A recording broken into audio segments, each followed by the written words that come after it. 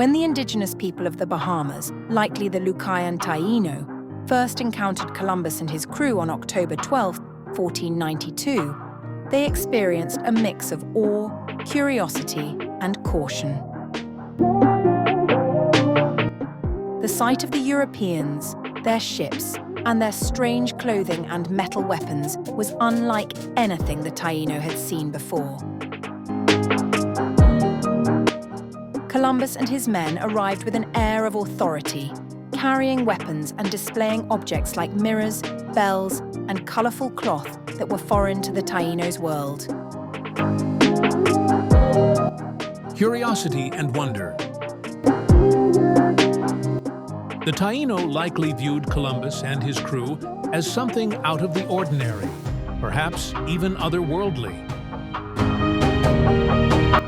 Columbus recorded in his journals that the natives were initially timid, but fascinated by the Europeans' clothing, pale skin, and bearded faces, and they cautiously approached the strange visitors. In some accounts, it suggested that the Taino believed these men could be spirits or divine beings due to their unusual appearance and the large floating ships that seemed to defy nature. The Europeans' weapons, polished metal armor, and shining swords would have been captivating and confusing. To the Taino, who used tools made from bone, wood, and stone, iron and metal seemed powerful and mysterious. Hospitality and generosity. Many Taino greeted Columbus and his men with warmth and hospitality, extending them offerings of food, water, and gifts. Generosity was a central part of their culture, and hospitality toward visitors was a customary gesture. Columbus noted in his journals that the natives willingly exchanged their possessions with the newcomers, offering items like cotton, parrots, and handcrafted goods. Columbus was impressed by their friendliness, noting their willingness to share and engage openly. However, this generosity and openness were also exploited. Columbus wrote that the Taino appeared to have no concept of ownership as understood by Europeans, leading him to believe they would be easy to dominate. Caution and fear. Though they were curious, many Taino likely felt cautious and even fearful. The sight of foreign men carrying sharp weapons and strange armor was intimidating. They likely watched closely, wary of the motives of these visitors who came in large, imposing ships. As the days passed and Columbus's men explored the area, taking items and making bold claims, the Taino may have grown increasingly uncomfortable. Some accounts from later expeditions suggest that native people began to realize the Europeans' intentions were not simply exploratory, but came with expectations of control and dominance. Fascination with material goods. Columbus's journals reflect that the Taino were particularly intrigued by items like beads, mirrors, and bells. For the Taino, such trinkets seemed magical, as they had no equivalent items in their own culture. Columbus and his crew used these goods to build friendly relations, exchanging them for provisions, information, and goodwill. However, the exchange also sowed the seeds of misunderstanding. Columbus mistook the Taino's interest in these goods as a sign of subservience, thinking that their admiration for these objects indicated a natural inclination to obey or submit to the Europeans. This misinterpretation would shape Columbus's view of the indigenous people as easily conquerable. Misinterpretation and uncertainty. The Taino would have been puzzled by the Europeans' customs, language, and behavior, likely misunderstanding many of their intentions.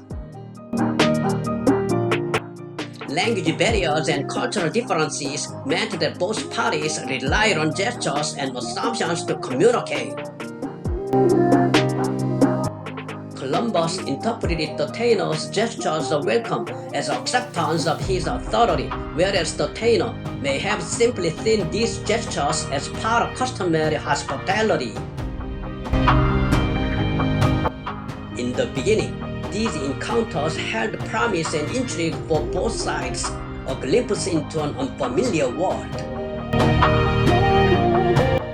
Yet, for the Taíno, the uncertainty about the Europeans' true intentions was coupled with an unease that would only grow.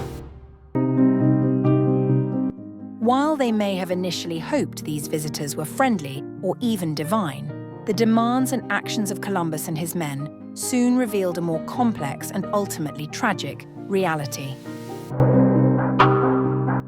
The initial awe and openness of the Taíno would, in time, give way to resistance as they witnessed the Europeans' true intentions to claim, convert, and control.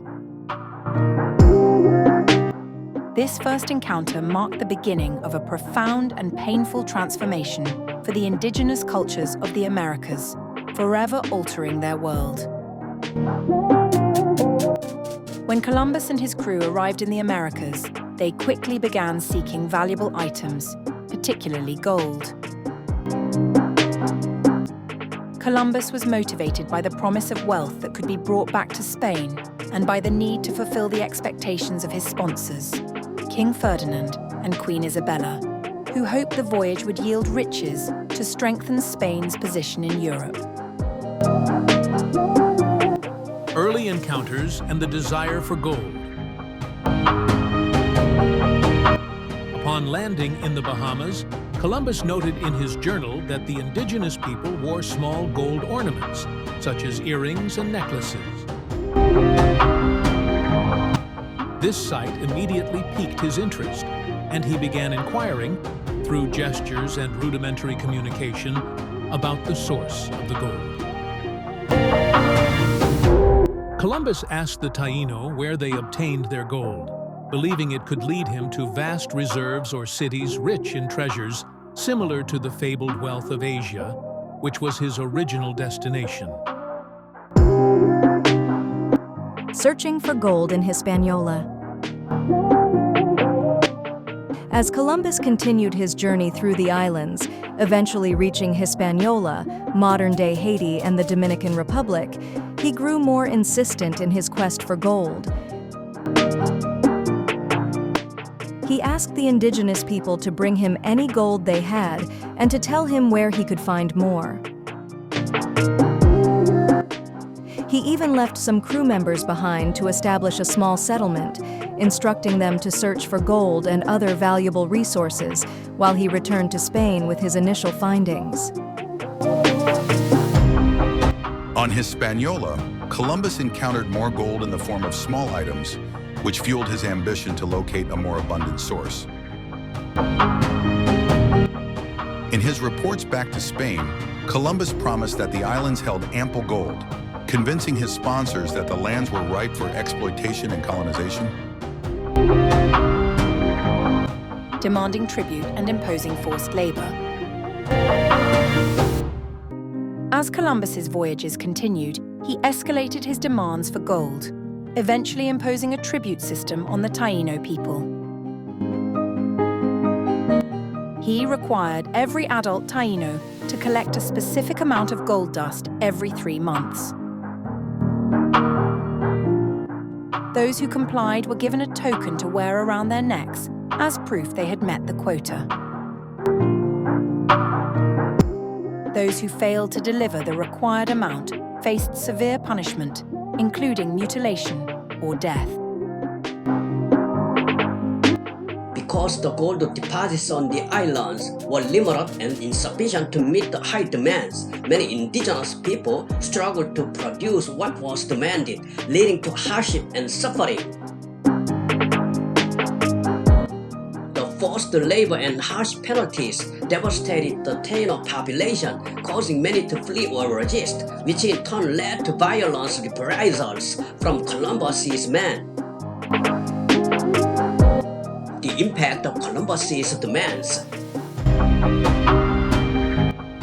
Columbus's fixation on acquiring gold fundamentally altered his interactions with the indigenous people. What had initially been a relationship marked by curiosity and hospitality became one defined by coercion, violence, and exploitation. The quest for gold led to the subjugation of the Taino, who were forced into labor and subjected to severe punishment if they failed to comply. The harsh demands disrupted the native social structure and brought about widespread suffering, accelerating the decline of the indigenous population in the Caribbean.